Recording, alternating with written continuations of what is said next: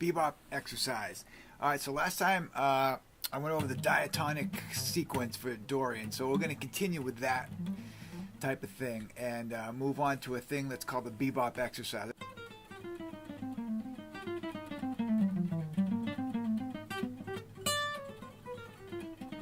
I've seen it called that. It's a pretty cool thing. And what it is it's the Bebop Scale descending, and to go over the Bebop Scale quickly, which I think I did a video on that, but what it is for playing the minor version of Bebop in Dorian, and this would also be the same for F7, so it's C minor 7 or F7, but we'll kind of focus it on as if it's C minor 7. But we play the C Dorian scale, and what makes it the Bebop Scale is when we play the passing tone in between the 4 and the flat third, which is the major third. So we're actually playing the one note that you wouldn't really think of playing over a minor chord, which is the major third. But we're playing it in passing, like that, and it's usually done on an upbeat.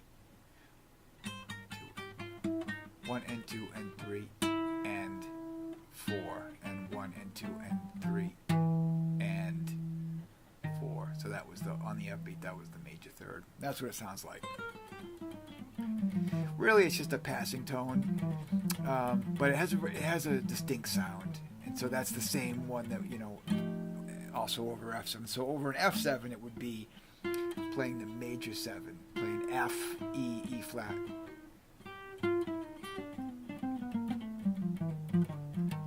But now, so what the exercise is, let's think of it as C Dorian. As we will descend down the scale, and every time we come to that E, we want to play it.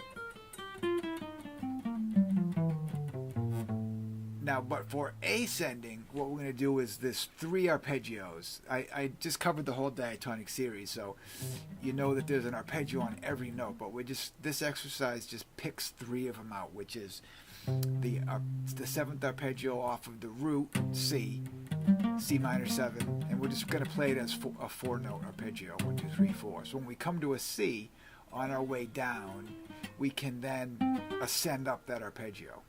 So it would be like, let's say I chose, when I get to this C, so for example, I'm coming down the scale, the Bebop scale, and when I hit the C, I go up the 4 notes, and then continue my, descending again. And when I come to the C, I could go back up the arpeggio or ignore it and just continue down like this. And then when I get to this C, I could go up that and then back down, and so on. So that's one arpeggio. The second one is off the E flat. There's a major 7 arpeggio, E flat major 7. So off of this E flat, or there's an E flat right there. So when we come to that note, we could just pass through it, or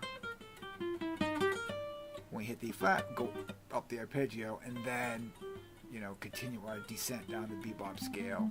So I want to make sure every time you come to that E, you play it. You play that passing tone. And you can move this to different positions, but sticking with this position, the 3rd arpeggio is off the A, which is in terms of a C minor 7, the A was the 6th. And if we're looking at F7, A is the major 3rd. Now this arpeggio on the 6th, on the A, is an A minor 7 flat 5 arpeggio. I don't really look at it. I think most people, even if you're in C, you kind of look at this as an F7 arpeggio. An F9. It's A, C, E flat. That's an F7 without the F. And then instead of the F, we're playing the G, the 9. So it's like an F. It's just like that F9 chord. But that's a very common arpeggio. You hear that a lot.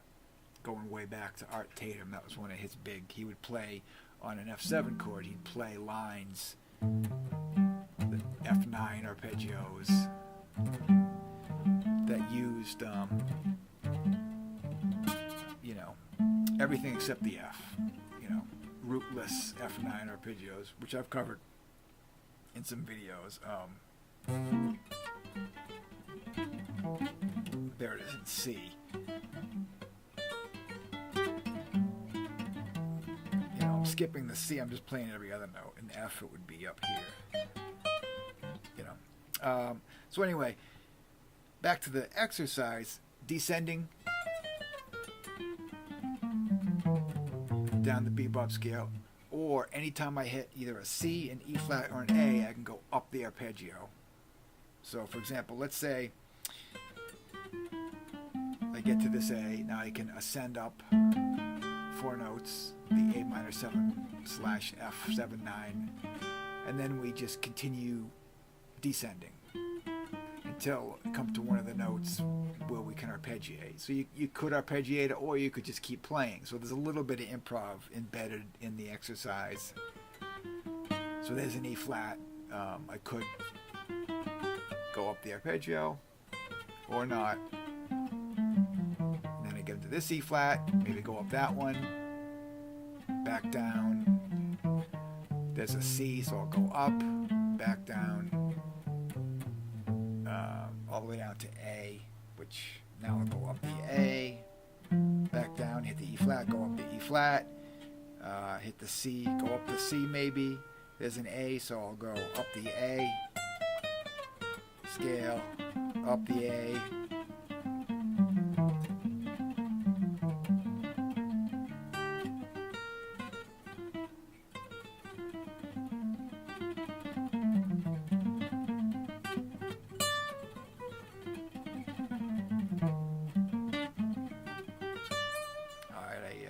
deviated a little bit there, but you know, so the exercise keeps you on track. It forces you to always play the bebop scale going down, and then these 3 arpeggios, the C minor, the E flat major 7, and that F7A, those are 3 really cool sounding.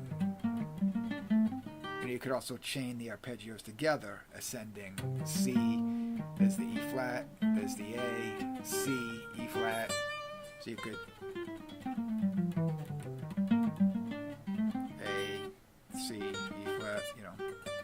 and also, and then when you get used to this, you can go back to the last video where I covered every arpeggio off of every note. So as you're descending through, you know, you can also grab other arpeggios like the F7 arpeggio or the G minor 7 or the B flat major 7.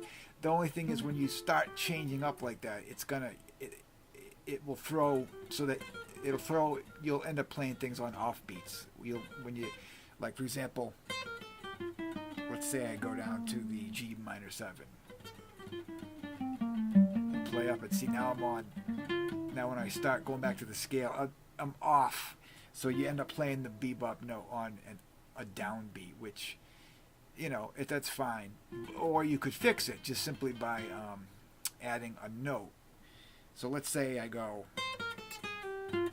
alright, so I put a passing tone in between the A and the G, so that when I came to the bebop cliche, it ended up being on a downbeat, 1 and 2 and 3 and 4.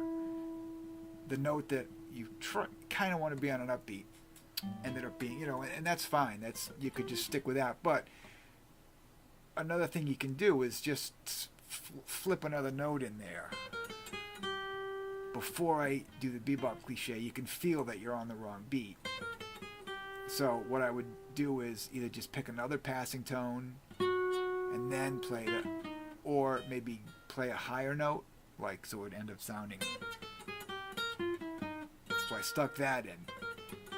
So I knew this, you know, because you want to start this on a downbeat. So the upbeat is on the major third. So you start down 1 and 2, F, E, E flat. So that's a good time to grab a high note. And that creates a cool sound too. You know, you get that kind of effect. So if you're about to play the bebop cliche on the wrong beat, grab a high note. You know, or you could do it with a low note, a rest, a chromatic note, another chromatic note, a note right below, anything, anything. A even higher note. So when you start messing around with the exercise, and if you stick to the exercise, and you only play the bebop scale descending and only go up one of those 3 arpeggios, you're always on the right beat, which is kind of cool.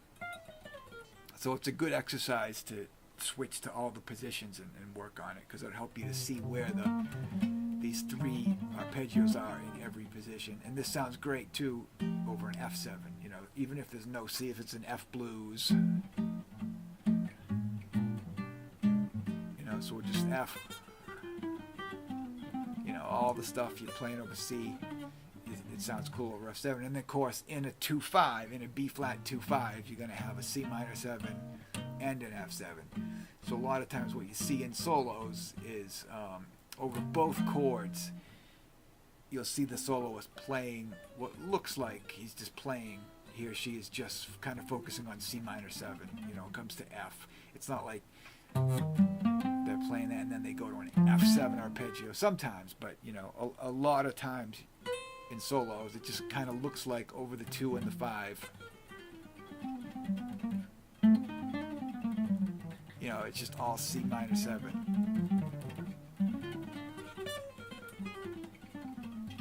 and then sometimes of course you'll see they'll alter the F, and that's you get a really cool sound. Resolution to B flat. But so that's the bebop exercise. I'll write that out. Descending through the bebop scale and ascending up one of the 3 arpeggios. I'll write a few different variations, because you can switch it up. You can choose to go up an arpeggio or not to. So that gives it a little bit of improv. A little bit of improv in there. Not total improv, but and then once you're comfortable with it, you can try just messing around and adding other arpeggios or other passing tones. Or whatever, any licks or approach notes. You can just try fitting other stuff in, but the basic exercise itself is pretty good for creating lines and seeing that bebop scale, because it's in every position it presents slightly different. Like if you move down one position to this C, the bebop lick gets split over 2 strings unless you slide. But usually you end up doing that 8, 6, 5, and then on the next string 8. And then the arpeggios, of course, lay out different in each position. Some are easy, some are harder, but it helps you to see rather than just get stuck in the mode of this kind of thing, just playing the scale up and down. And those, like I said, those 3 arpeggios sound really cool. And that's about it. I think that covers the bebop exercise pretty good. So I'll write it out in tab. If you have any questions, let me know. Otherwise, until next time, thanks for watching, and we'll see you next time.